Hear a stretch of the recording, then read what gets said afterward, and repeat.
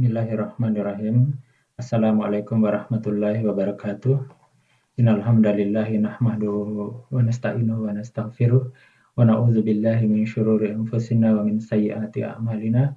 May yahdihillahu fala mudhillalah wa may yudlil fala hadiyalah. Asyhadu an la ilaha illallah wahdahu la syarikalah wa asyhadu anna Muhammadan abduhu wa rasuluh. Pada kesempatan ini saya akan membahas tentang masalah iman antara akidah salaf dan akidah murji'ah. Namun yang dibahas adalah kekeliruan dari salah satu ustadz yang cukup terkenal, yaitu Al-Ustadz Zulkarnain Muhammad Sunusi hafizahullah ta'ala. Tentu penjelasan ini bertujuan untuk menjelaskan makna murji'ah yang seharusnya atau yang sebenarnya, yang sesungguhnya, dan kekeliruan Al-Ustadz Zulkarnain dalam memaknai murji'ah. Tentu ini bukan bertujuan untuk menjelekkan Al-Ustadz Zulkarnain, sama sekali tidak, tetapi sekedar meluruskan kekeliruan beliau dalam memaknai murji'ah, agar orang-orang atau para pengikut beliau itu tidak jatuh dalam sikap ekstrem dalam menuduh pendapat jumhur ulama itu sebagai pendapat murji'ah, padahal justru merupakan pendapat jumhur ulama Ahlussunnah wal Jamaah. Baik, kita akan mulai dengan mencermati video beliau Al-Ustadz Zulkarnain hafizahullah, sesuai dengan menit-menit di mana beliau itu keliru di dalamnya. Kadang menukil ucapan Imam Al-Barbahari rahimahullahu ta'ala. Iya. Bahwa Imam Barbahari berkata, "Man qala al-imanu qaulun wa amal yazidu wa yanqus, faqad kharaja min al-irja'i kullihi awwalihi wa akhirihi." Kata Al-Barbahari, siapa yang berucap iman itu ucapan dan amalan, bertambah dan berkurang, maka dia telah keluar dari irja semuanya, dari awal hingga akhirnya. Iya. Dari awal hingga akhirnya. Sama dengan ucapan Imam Ahmad ketika ditanya tentang orang yang berkata al-imanu yazidu wa yanqus. Ada orang yang berucap iman bertambah dan berkurang. Kata Imam Ahmad, hada bari'un minal irja. Ini orang sudah lepas dari apa? Dari irja. Iya. Baik. Jadi kalau ucapan dua imam ini itu ucapan benar ya, betul. Lepas dari irja apabila dia komitmen di atas jalan as-salaf pada makna kalimat ucapan dan amalan bertambah dan apa? Bertambah dan berkurang. Iya. Jadi kalau dia berkata misalnya, iya, bahwa iman itu tidak akan hilang dengan perginya, dengan hilangnya satu rukun dari rukun-rukun iman, atau dengan bahasa lain iman itu tidak akan berpengaruh dengan dia meninggalkan seluruh amalan, maka ini namanya perkataan murji'ah. Ya, tidak ada gunanya dia berucap iman bertambah dan apa? Berkurang. Sebab hakikatnya dia berucap dengan ucapan murji'ah. Atau dia katakan iman ucapan dan amalan bertambah dan berkurang. Tapi amalan di situ adalah syarat kesempurnaan iman. Nah, itu tetap saja ucapan apa? Ucapan murji'ah. Jelas ya? Baik. Dan ini termasuk pegangan sebagian orang-orang yang lemah di dalam pembahasan akidah. Dia hanya tertipu dengan sebagian orang. Dia tulis dalam sebagian bukunya bahwa iman itu qaulun wa amal yazidu wa yanqus. Tetapi dia tidak lihat ucapan-ucapan orang ini yang lainnya mencocoki ucapan apa? Murji'ah. Iya. Karena itu sekali lagi seorang hendaknya betul-betul memahami sudut-sudut perbedaan antara akidah as-salaf dan akidah murji'ah di pembahasan iman. saudara-saudara sekalian, sampai di sini kita bahas dulu mengenai perkataan Al-Ustadz Zulkarnain pada bagian ini, di mana di situ Al-Ustadz Zulkarnain menambahkan syarat keluarnya seseorang dari murjiah itu yang tidak pernah dinyatakan oleh Imam Al-Barbahari, yaitu apabila ia berkomitmen pada jalan as-salaf pada makna kalimat ucapan dan amalan bertambah dan berkurang. Itu tambahan-tambahan dari Al-Ustadz Zulkarnain saja. Padahal syarat dari Al-Imam Al-Barbahari sudah jelas. Barang siapa mengatakan bahwa iman itu ucapan dan amalan, bertambah dan berkurang, nah itu adalah syarat yang diberikan oleh Al-Imam Al-Barbahari. Dan beliau telah menegaskan telah keluar dari murjiah dari awal sampai akhirnya. Ya, jadi Imam Al-Barbahari itu sudah menegaskan faqad kharaja minal irja'i awalihi wa akhirihi. Jadi orang yang mengatakan bahwa iman itu ucapan dan amalan bertambah dan berkurang itu telah keluar dari murjiah dari awal sampai akhirnya. Itu Imam Al-Barbahari titik, tidak tanpa perlu tambahan seperti yang dikatakan oleh Ustadz Zulkarnain. Jadi menurut saya apa yang dikatakan oleh Ustadz Zulkarnain itu adalah sesuatu yang berlebihan sehingga jatuh dalam memurjiahkan pendapat yang bukan murjiah. Jadi sebenarnya Al-Ustadz Zulkarnain di sini membenarkan perkataan Imam Al-Barbahari, tapi kemudian mengoreksi sehingga hakikat sesungguhnya adalah menolak perkataan Imam Al-Barbahari tanpa Al-Ustadz menyadarinya karena menyangka tindakannya tersebut benar. Jadi kemudian Al-Ustadz Zulkarnain itu selalu menafikan amalan itu sebagai penyempurna keimanan. Di sini saya tidak akan bahas tentang syarat, tepatnya penggunaan syarat atau tidak. Namun ketiadaan amal itu tidak menghilangkan amalan seluruhnya. Itu adalah pendapat jumhur ulama. Itu bukan ucapan murjiah. Meskipun itu bukan kekhususan murjiah. Meskipun murjiah juga mengatakan seperti itu, tapi tidak mesti sesuatu yang cocok dengan murjiah langsung mencap orang itu sebagai murjiah. Karena sebagian perkataan murjiah juga dikatakan oleh Ahlus Sunnah, jumhur Ahlus Sunnah. Misalnya, jumhur Ahlus Sunnah tidak mengkafirkan orang yang meninggalkan sholat karena malas.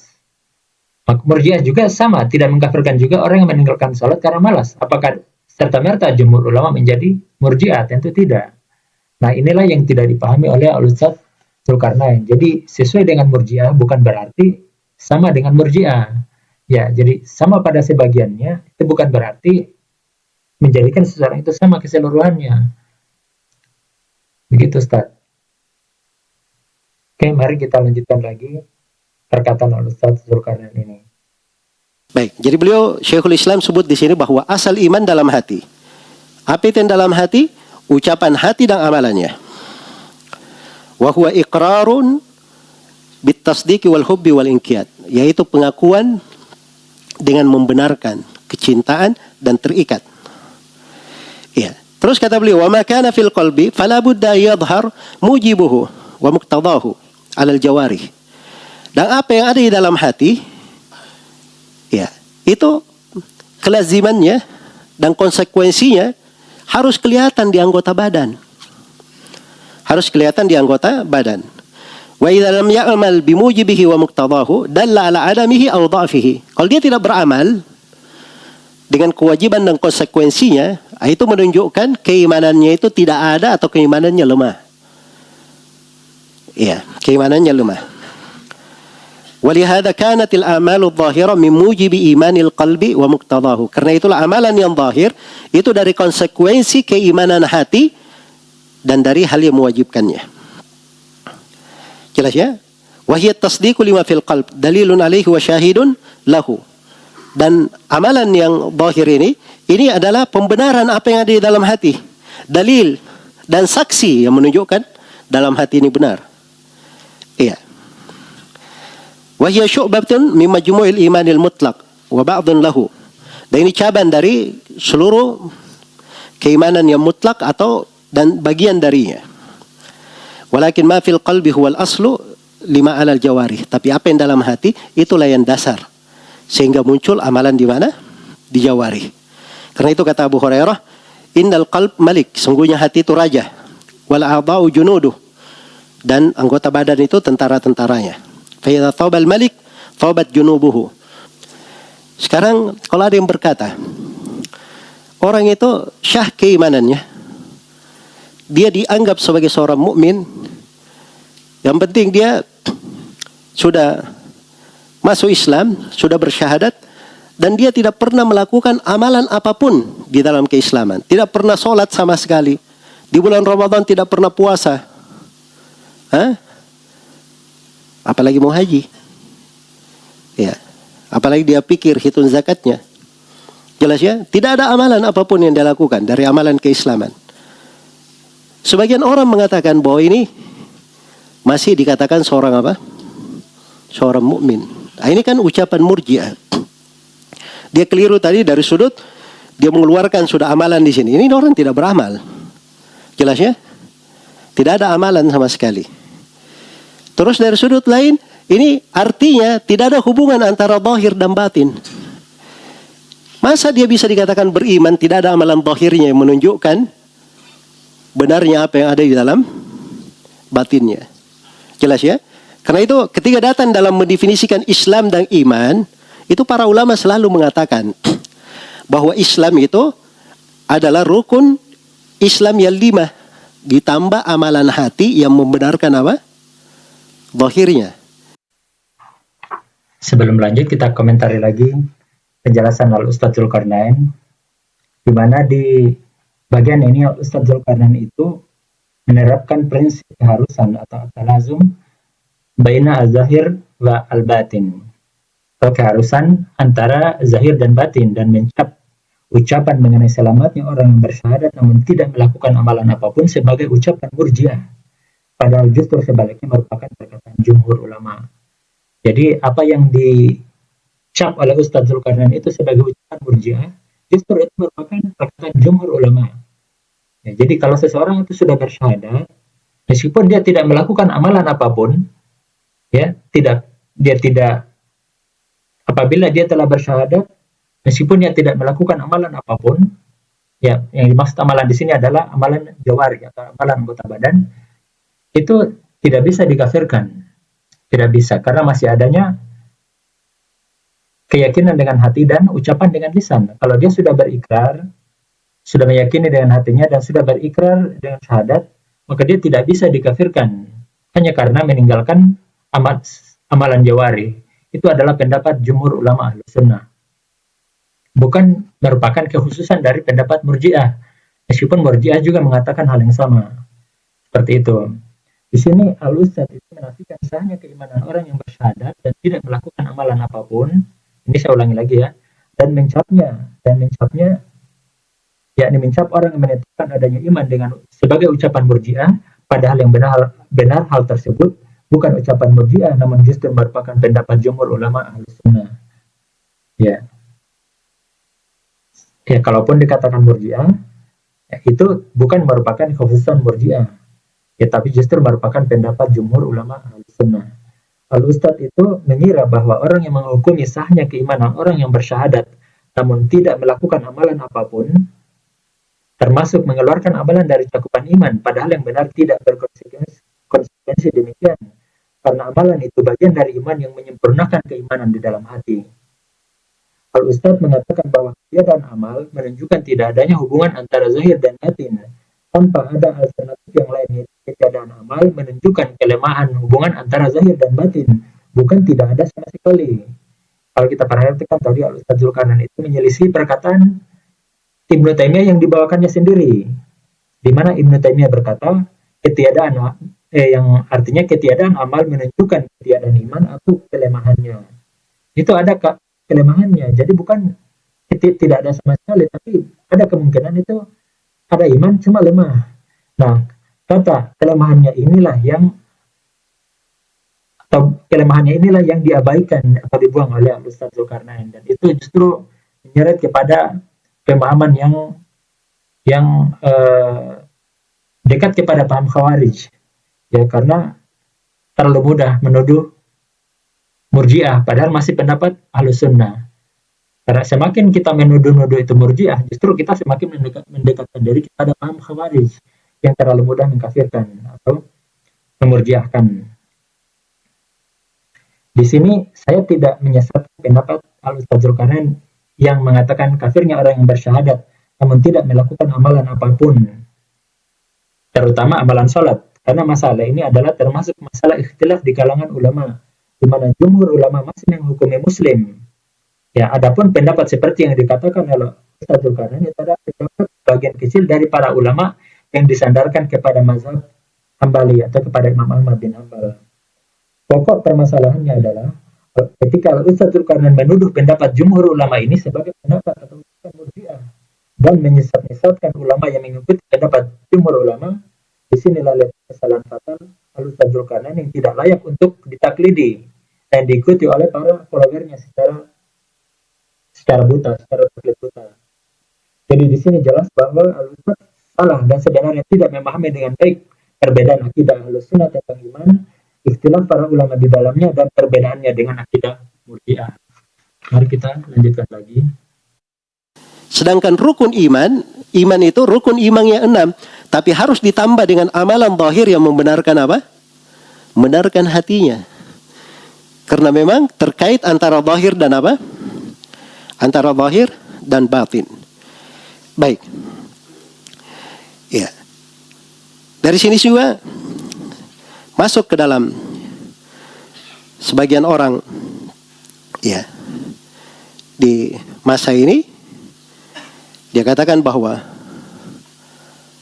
orang yang sujud kepada berhala, dia sujud ke patung, ya, dia mencela Allah dan Rasulnya. Baik, sebelum kita lanjutkan, kita kritisi dulu tentang definisi Islam dengan menambahi sesuatu yang tidak sesuai dengan hadis Nabi Shallallahu Alaihi Wasallam, yakni hadis Jibril tentang Islam dan iman. Di situ Al-Ustaz Zulkarnain mengharuskan penambahan definisi rukun Islam dengan amalan hati yang membenarkan zahirnya, dan penambahan definisi rukun rukun iman dengan amalan zahir yang membenarkan hatinya. Padahal penambahan ini tidak tepat karena tidak ada disebutkan oleh Nabi dalam hadis Jibril mengenai apa itu Islam dan iman. Padahal Nabi Shallallahu Alaihi Wasallam adalah yang paling tahu mengenai syariat dan paling paham mengenai agama ini. Al-Ustaz mengatakan penambahan tersebut dari para ulama. Entah para ulama siapa yang tidak dijelaskan oleh Al-Ustaz. Namun seandainya benar ada ulama yang mengatakannya, maka tidak layak diikuti karena secara jelas menyelisih hadis Nabi Shallallahu Alaihi Wasallam. Dengan demikian jelas bahwa pendapat yang dipegang oleh Al-Ustaz dalam masalah ini merupakan pendapat yang lemah. Tidak dikafirkan. Karena harus diperiksa apa niat dia sujud di situ. Ketika dia mencela seorang rasul, ditanya dulu niatnya apa di situ. Ini ucapan orang-orang Murji'ah. Sebab dia tidak ada hubungan antara zahir dan apa? Dan batin. Ya, kemudian dia keliru di sudut yang kelima nanti ya, kita akan terangkan sudut perbedaan yang kelima. Keliru juga di situ. Sudah keliru di sini, keliru lagi di sana. Ini pokok-pokok yang mengumpulkan kesesatan. Jelas ya? Karena itu kalau orang memahami akidah yang benar, itu kalimat-kalimatnya terukur. Dia tidak sembarang berucap. Iya. Dia berjalan sesuai dengan apa? Sesuai dengan nas. Baik. Iya.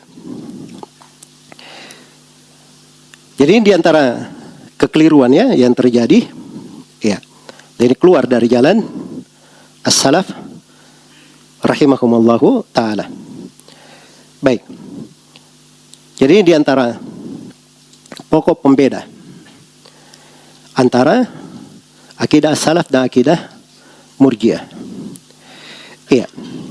Di sini ada satu masalah ya, kadang disebut sebagai syubhat. Iya. Kadang disebut sebagai apa? Sebagai syubhat.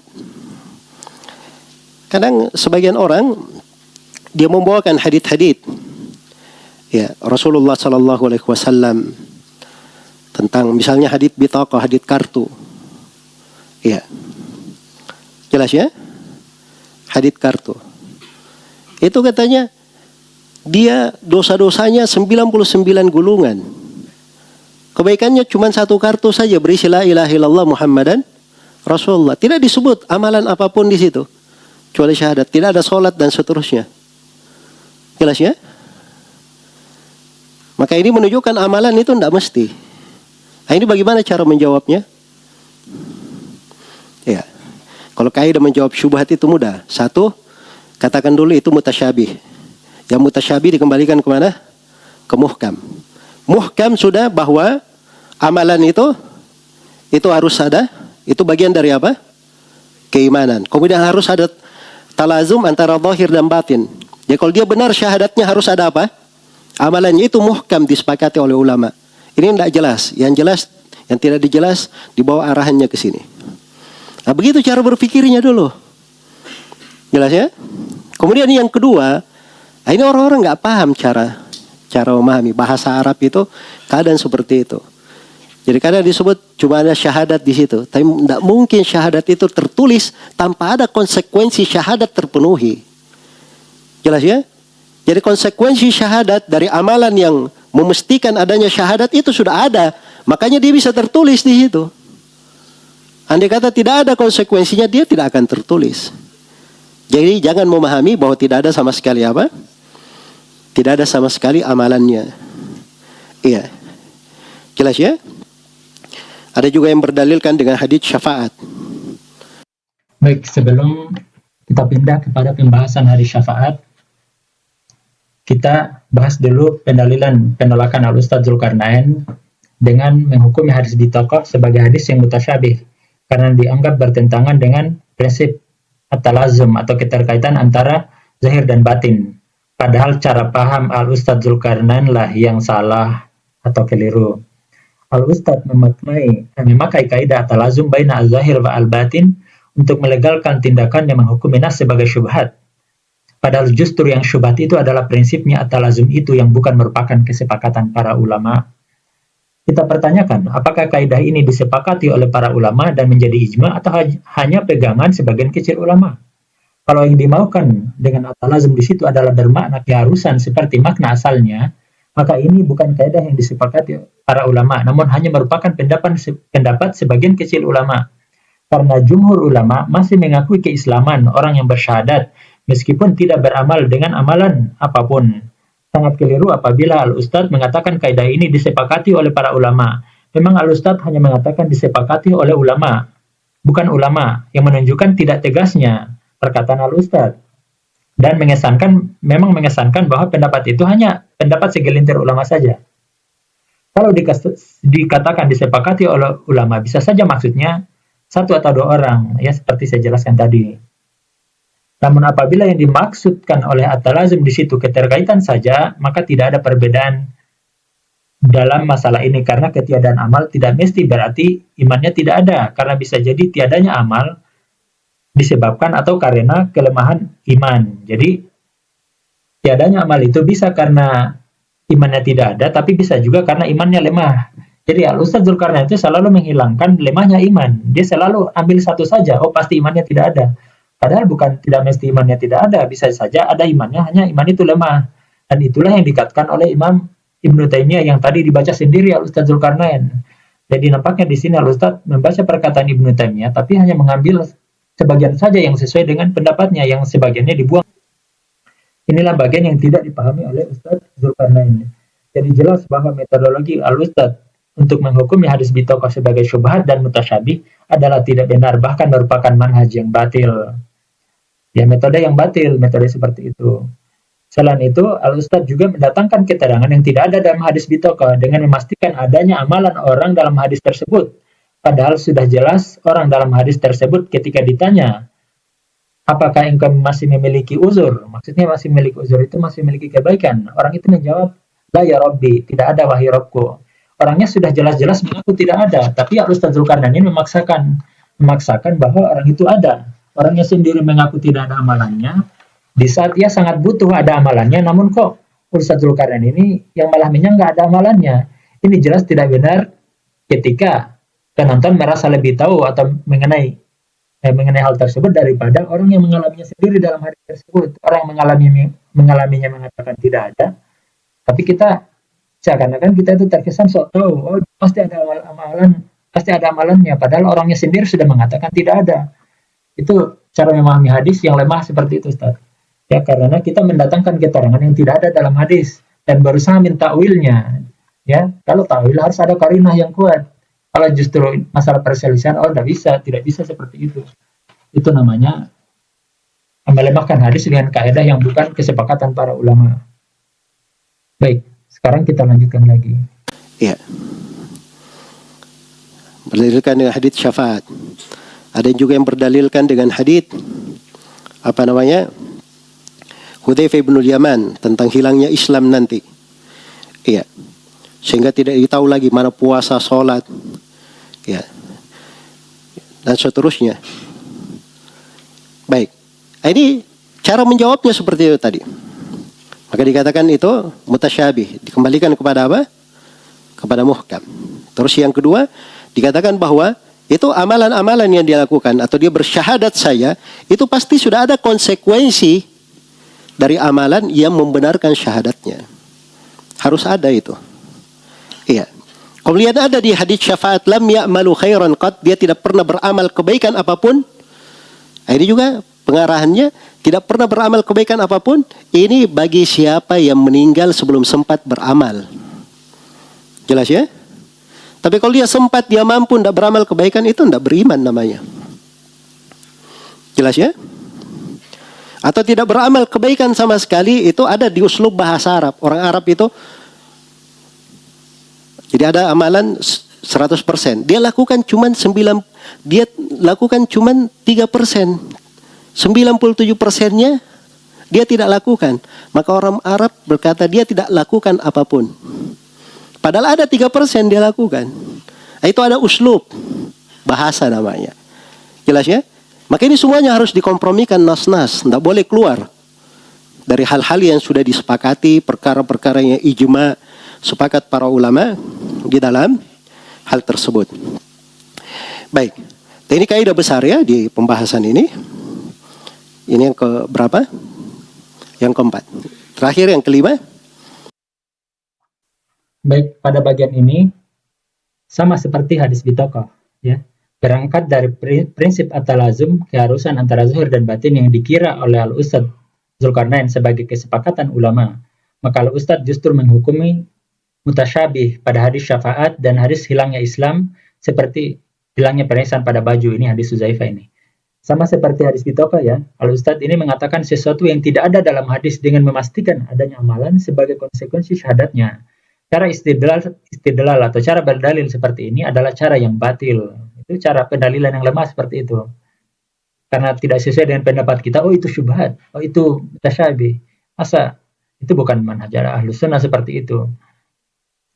Al-Ustadz juga mengecualikan hadis syafaat untuk orang yang meninggal namun belum sempat beramal kebaikan apapun. Namun ini adalah pendapat yang lemah karena hadis datang dalam bentuk umum. Artinya hadis itu datang dalam bentuk umum itu tidak mengecualikan ini khusus yang meninggal saja namun belum sempat beramal. Tidak ada dalam hadis seperti itu. Ya, maka tidak bisa dikecualikan kecuali dengan nas yang mengecualikannya. Namun nas itu tidak pernah dibawakan oleh Ustadz Zulkarnain. Ya, kalau tidak ada, gimana mau dibawakan? Selain itu, hadis-hadis mengenai syahadatain itu adalah modal atau pondasi dasar keimanan yang tidak mungkin menerima pengecualian lagi. Jadi tidak bisa lagi itu Ustaz. Kalau sudah modal pondasi dasar keimanan itu dia sudah pondasi dasar itu tidak bisa lagi menerima pengecualian. Harus ada amalan. Tidak bisa. Metodologi dan kesimpulan Al-Ustadz Zulkarnain terhadap hadis syafaat ini juga tentu berbeda dengan perkataan para ulama besar yang tak satupun menghukumi hadis tersebut mutasyabih. Nah, ini akan saya bacakan beberapa perkataan para ulama. Tentu di sini saya bacakan terjemahannya saja supaya tidak terlalu memakan waktu. Yang pertama adalah Al-Hafiz Ibnu Rajab rahimahullah. Beliau berkata, dan yang dimaksudkan dengan sabda beliau tidak beramal kebaikan sedikit pun, yaitu dari amal-amal jawari atau anggota badan, apabila aslu tauhid atau pokok tauhid ada pada mereka. Oleh karena itu, ada pada hadis yang mengkisahkan seseorang memerintahkan keluarganya agar membakarnya dengan api setelah kematiannya, bahwa dia tidak beramal kebaikan sedikit pun selain tauhid. Ini ada di kitab At-Takhfif Minan Nar. Bab 1 halaman 259. Beliau juga mengatakannya dalam Jami' Ulum wal Hikam. bab 1 halaman 151. Kemudian yang kedua, Al-Imam Al-Qurtubi rahimahullah. Beliau sallallahu alaihi wasallam bersabda, kemudian setelah itu Allah menggenggam satu genggaman. Lalu Allah mengeluarkan satu kaum yang belum pernah melakukan kebaikan sedikit pun. Nah, ini adalah bagian dari hadis syafaat yang disebutkan oleh Imam Al-Qurtubi. Maksudnya, kata Imam Al-Qurtubi, kecuali tauhid yang kosong dari amal jawari. Jadi amal jawari amal jawari atau amal anggota badannya itu sudah tidak ada, teman-teman ya. Tapi kata Imam Al-Qurtubi itu Allah masih mengeluarkannya. Satu kaum yang belum pernah melakukan kebaikan seperti itu kalau dikeluarkan itu menunjukkan adanya keimanan, bahwa keimanan yang ada di dalam hatinya itu diakui meskipun tidak ada amalan anggota badan, ya. Bukan seperti yang dijelaskan oleh Ustaz Zulkarnain ini. Ini dikatakan oleh Imam Al-Qurtubi ada di dalam Fathul Majid halaman 48 yang ditahqiq oleh Muhammad Hamid Al-Faqih. Matba'ah As-Sunnah Al-Muhammadiyah cetakan 7 1377. Kemudian Al-Hafiz Ibnu Katsir rahimahullah, ya ini Imam Ibnu Katsir ahli tafsir, beliau berkata ketika mengomentari juga tentang hadis syafaat, lalu akan keluar pertama kali dari neraka orang-orang yang dalam hatinya terdapat keimanan seberat dinar, itu keimanannya seberat dinar, kemudian orang setelahnya, hingga keluar dari neraka mereka yang dalam hatinya terdapat keimanan seberat zarrah. Kemudian Allah mengeluarkan dari neraka orang yang pernah mengucapkan la ilaha illallah ketika semasa hidupnya, meskipun belum pernah beramal kebaikan sedikit pun. Coba bayangkan, dia belum pernah, ya, dia hanya mengucapkan la ilaha illallah saja, yang tentu ini disertai dengan keyakinan hati, ya, karena syarat minimal seseorang itu ada keimanan padanya itu yaitu keyakinan dengan hati dan ikrar dengan lisan. Itu syarat paling rendahnya. Adapun amalan itu menyempurnakan pokok keimanan tadi, yaitu ucapan keyakinan hati dan ucapan dengan lisan tadi. Kemudian lanjutan dari perkataan Imam Ibnu Katsir, dan tidaklah tersisa di neraka kecuali orang yang memang diwajibkan kekal di dalamnya, sebagaimana terdapat dalam hadis sahih dari Rasulullah Shallallahu Alaihi Wasallam. Oleh karena itu Allah Taala berfirman, kemudian kami menyelamatkan orang-orang yang bertakwa dan membiarkan orang-orang yang lalim di dalam neraka dalam keadaan berlutut. Ini ada di tafsir Ibnu Katsir bab 5 halaman 256 sampai 257. Jadi Al-Hafiz Ibnu Katsir juga mengakui bahwa orang yang ada keimanan dalam hatinya itu sedang amalannya sudah tidak ada, itu tetap Allah masih mengeluarkan mereka. Itu menunjukkan adanya keimanan. Kemudian itu tadi 3 dari perkataan ulama itu tadi sudah cukup, ya. Al-Hafiz Ibnu Rajab, Al-Imam Al-Qurtubi, dan Al-Hafiz Ibnu Katsir rahimahullah. Jadi ijma'nya di mana, Ustaz? Tidak ada, itu bukan ijma'. Justru jangankan ijma', pendapat jumhur ulama saja nggak sampai. Itu pendapat sebagian kecil dari pendapat mazhab Hambali. Kemudian Al-Ustaz juga berdalil dengan uslub bahasa Arab. Ini lebih ganjil lagi, lebih tidak bisa diterima karena jumhur ulama itu paling paham bahasa Arab dan justru berbeda dengan pendapat Al-Ustaz Zulkarnain. Anehnya Al-Ustaz mengesankan pendapat ini sebagai kesepakatan atau ijma'. Padahal jangankan ijma', pendapat jumhur ulama pun tidak sampai. Ya, itu bukan pendapat jumhur ulama itu, Ustaz. Pendapat sebagian kecil ulama. Cuma Ustaz di sini ekstrem menuduh pendapat jumhur ulama sebagai pendapat atau sebagai akidah murjiah. Padahal justru kalau mau jujur, keyakinan Ustadz itu lebih dekat kepada pendapat Khawarij. Saya tidak mengatakan Khawarij, tapi lebih dekat itu ke Khawarij kalau seperti itu. Pendapat Al-Ustadz sejatinya hanya merupakan pendapat sebagian kecil ulama dan merupakan pendapat yang lemah. Hanya saja Al-Ustadz justru menghukumi pendapat jumhur ulama sebagai pendapat murjiah, dan ini merupakan kesalahan fatal dari Al-Ustadz Zulkarnain di sini. Baik, rekan-rekan sekalian, nanti masih ada lagi lanjutannya. Namun untuk bagian ini saya cukupkan dulu sampai di sini agar supaya video tidak terlalu panjang dan tentu akan membosankan teman-teman sekalian apabila videonya terlalu panjang. Jadi ini saya berhenti di sini dulu, nanti kita akan lanjutkan lagi karena masih ada lagi lanjutannya masih dalam tema yang sama. yang menjelaskan kekeliruan Al-Ustadz Zulkarnain ini dalam membedakan antara akidah salaf dan akidah murjiah. Ini kerancuan ya. Kerancuan, apalagi Al-Ustadz ini kan sudah cukup terkenal. Kemudian membawakan pemahaman yang menuduh dalam masalah akidah yang justru pemahaman yang mutasyadid, yang berlebih-lebihan. Yang bukan murjiah dikatakannya sebagai akidah murjiah, padahal merupakan pendapat jumhur ulama. Baik, demikian saja dulu untuk kesempatan ini. Subhanakallahumma rabbana wa bihamdik, asyhadu an la ilaha illa anta, astaghfiruka wa atubu ilaik. Wassalamualaikum warahmatullahi wabarakatuh.